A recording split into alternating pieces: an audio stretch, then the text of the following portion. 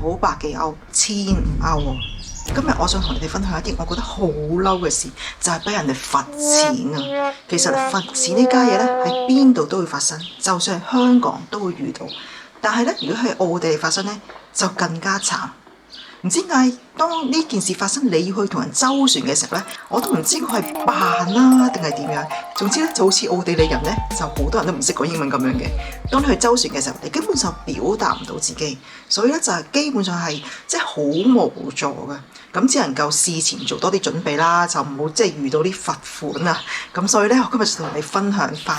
咁呢，其實有4件事嘅，有2件呢就發生喺我自己身上啦。咁就係呢，關於電視台啦。跟住呢，就係關於上網買嘢嘅，而有2件事呢，就係我朋友身上發生嘅。一件呢，就係退租嘅時候遇到，而另外一個呢，就係還車嘅時候遇到嘅。咁首先講第一件事啦，就係關於電視台。其實呢度睇電視呢，係需要付費嘅，咁我就唔係好清楚啦。咁當我喺上一間屋住咗大概3-4個月之後呢，我就收到一封信。就係電視台咧寄俾我嘅，咁成篇都係德文啦，我睇嚟睇去都唔係好明啊，即係問你啊，你有冇操作一啲 video 啊、電視機啊咁樣？咁我當然有用電視機啦，係咪？我睇 Netflix 都要啦，咁我就即係唔係好知點答，咁我覺得電視台啫，電視台有啲可能係一啲問卷調查啊、survey 啊咁樣，咁我就冇理佢。咁跟住呢，過咗1-2個月之後呢，我就有第2封同一封信啦。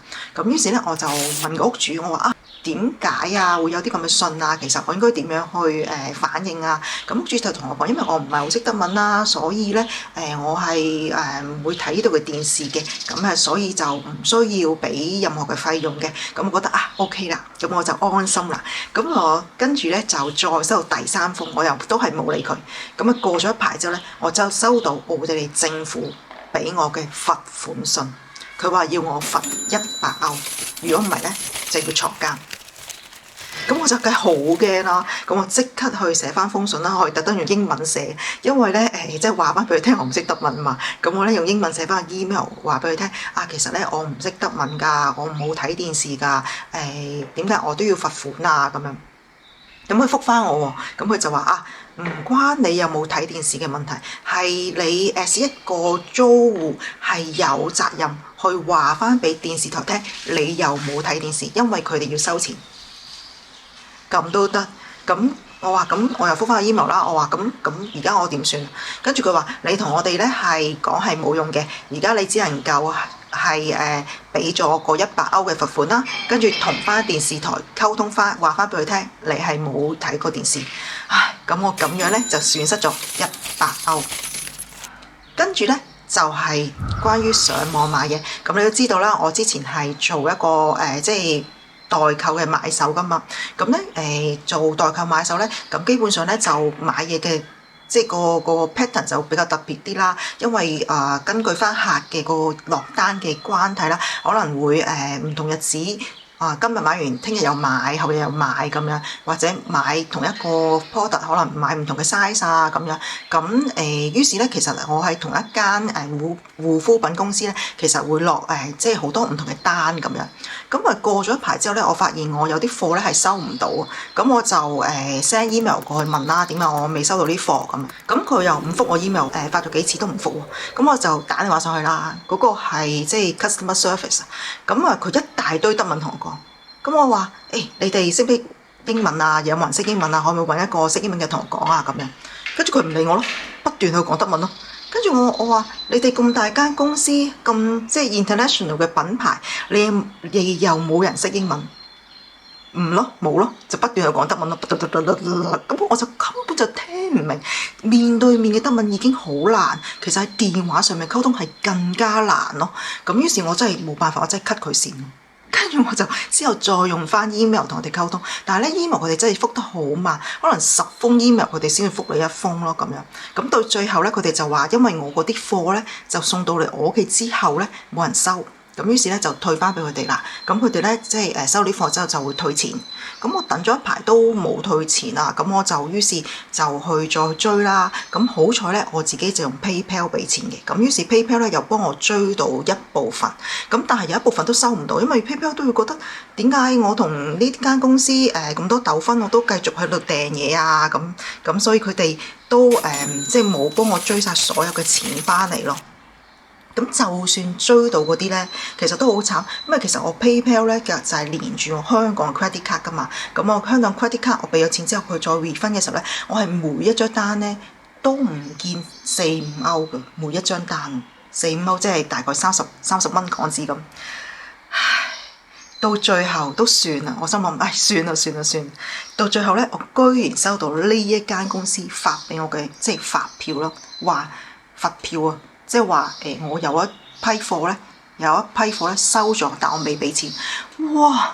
我根本上每一批貨都係用 PayPal 俾錢㗎，佢突然之間 send 一啲貨俾我，話我攞咗，咁跟住我冇俾錢，根本上就係佢自己個 system 錯誤，佢自己就亂發貨，咁我就梗係即刻話我冇訂過啊咁樣，跟住佢就呢啲又 email 又覆得好快㗎喎，佢話你邊時邊日就收嗰批貨啦。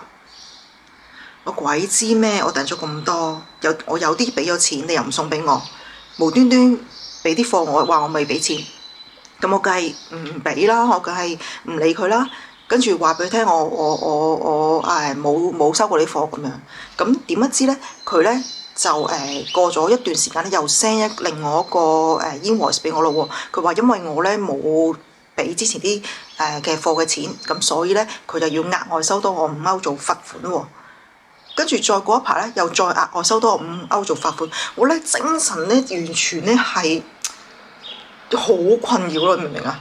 我真係唔知佢咧會即係將利搭利咧不斷搭上去，搭到幾時咯？咁我到最後咧，我都係即係屈服㗎，我都係將啲錢咧俾咗佢哋。我覺得好嬲啊！但係我真係冇辦法啊，因為咧我 send email 佢唔覆，我打電話我又聽唔明，你話我可以點樣做？咁但係咧，其實奧地利嘅 POS 咧都幾好嘅，佢有個 Apps 可以俾你 download 啦。咁你 download 咗之後咧，你可以輸入翻你嗰個 number 啦，咁你可以追蹤翻。咁如果大家即係去到某個地方都可以 download 翻呢啲咁嘅 Apps 啦。我相信就算英國啊或者係其他國家都會有嘅。咁你可以追蹤翻自己嘅即係個 package。咁而且咧呢一個 POS 咧都幾好嘅，就係如果你嗰個發貨俾你嗰個人咧，佢填啱資料咧，咁基本上咧你唔需要自己去追蹤嘅，佢就會即係幫你追蹤埋去 send 俾你㗎。咁當然啦，呢個 case 就喺我身上就做唔到啦。呢一間護膚品公司咧實在太衰啦，佢就係 send 貨俾我嘅時候咧，佢嗰啲 data 咧都填得唔好，佢格式咧同呢度嘅 POS 咧係唔夾㗎，所以呢個 POS 係唔會知佢有 send 嘢俾我啦。同埋咧，佢亦都冇俾我嗰個 post 嗰個number 係唔啱嘅，所以咧喺我呢個 case 咧係做即係冇作用。但希望咧可以即係喺你哋其他國家或者你哋喺呢度用喺第二間公司買嘢咧，對你哋有幫助啦。咁啊，講翻第三個 case 啊，就係我朋友咧係退租嘅時候咧發現嘅。咁其實呢一度咧佢每一間租屋咧都一定會收3個月嘅按金嘅。咁呢3個月按金就會擠落去一個特定嘅即係account 裏邊啦。咁當如果你退租嘅時候有啲咩損壞咧，佢真係會喺你個 account 嗰度扣翻啲錢。咁我個朋友咧就退租嘅時候咧就又係啦，退租要簽好多文件噶嘛。咁但係咧嗰啲文件都係德文嘅，咁佢就好快脆咁簽咗啦，係咪？咁過咗排之後咧，嗰個管協處咧就話冇喎，呢3個月嘅按金咧唔會退翻俾你嘅喎，因為咧你呢埲牆咧又污糟咗，你個爐頭又唔知點樣整壞咗咁樣，咁所以咧呢3個月咧就嘅按金咧唔會退。3個月按金喎，佢雖然係即係一個人住啦，個間屋唔係大，咁租金都係400歐，咁但係3個月加埋都1500歐喎，咁就冇咗咯喎，咁你係無從申訴喎。咁所以其實如果喺呢度啦，如果真係要退租咧，其實如果埲牆污糟咗或者點樣咧，真係要揾人油嘅喎，唔係話即係普通抹下佢，真係要揾人重新去打掃乾淨。咁同埋真係要早啲咧去退租咯，就唔好住到最後嗰一刻。咁你就可以同佢哋咧即係兜旋下。咁如果係話你邊啲地方係整污糟咗啊，或者係整壞咗，咁你可以想辦法去維修啦，咁希望就做到大家都滿意，咁咧你就可以攞翻自己個3個月按金啦。如果唔係咧就冇噶啦，因為佢哋咧有時會私自開大口，你知噶啦。咁另外咧就係關於租車，咁我個朋友最近咧就搬屋啊，咁佢咧就即係家私唔係好多嘅啫，咁所以就諗住即係唔揾嗰啲搬屋公司啦，自己咧就租一架車啦，咁就去搬屋。租車嘅時候咧，咁都係要簽一啲文件噶嘛。咁咧，因為又係全部德文啦，咁佢又比較心急啦，佢就好快咁簽咗啲文件就走啦。咁跟住到還車嘅時候咧，基本上都比較晏啊。佢哋7點零先去還車。咁咧嗰間租車公司已經閂咗門冇人噶啦。咁佢哋就將個 key 咧就咁 drop off 啦。咁過咗大概2日度啦，咁就收到佢哋嘅 email 咧就話架車咧有條花痕。咁而家咧就要送去檢驗，睇下點樣去維修翻。咁啊檢驗出嚟嘅結果，過多幾日之後就話檢驗出嚟嘅結果咧就要600幾歐去維修翻喎。咁跟住咧就要加埋 credit card 啦，嗰啲公司嘅損失啦、稅項啦同埋檢查嘅費用咧要900幾歐。你知唔知租嗰架車其實一日係40幾歐嘅啫，但係咧俾罰款咧要900幾歐。其實嗰條少少嘅花痕係咪真係要咁多錢維修咧？跟住咧，我朋友再拿翻之前嗰啲合約出嚟睇啦，佢發現咧原來其實架車咧本身已經有50幾條花痕啦，或者係撞傷嘅痕跡啊。咁你點樣確定而家佢話緊嗰一條真係你整？咁係咪真係老屈啦？即係咧即係我覺得係所有嘅事咧都係可能大家真係貪方便，冇去檢查清楚。咁但係就因為好多時我哋嘅文件都係德文啦，其實睇得唔會好明白啊。就算你真係用英文去翻譯啊，中文去翻譯啊，都係有障礙㗎。咁同埋咧有多時咧，你遇到啲問題嘅時候咧，你同嗰個人去周旋咧，其實周旋唔到㗎。佢哋唔會同你講英文㗎，只會同你講德文㗎啫。你到嘅時候你啞咗，你根本就唔知點去爭取。咁所以好多時咧喺我哋呢度被罰款咧係好難去周旋。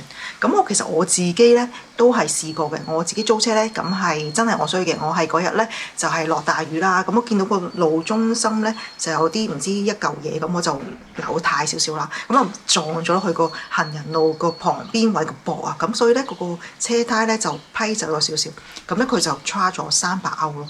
咁所以咧，自從嗰次之後咧，我永遠租車咧，我都買全部，咁就可以即係好安心啊！咁就唔會話驚即係被屈咯。有陣時希望呢啲分享咧，可以俾你哋有啲預先嘅警覺性啊！即係唔好因為即係睇唔明德文啦，咁就比較心急去簽咗嗰份約啦，咁就花多少少時間去睇清楚。如果唔明咧，就去問咯。如果唔係咧，真係墮喺呢個萬劫不復之中。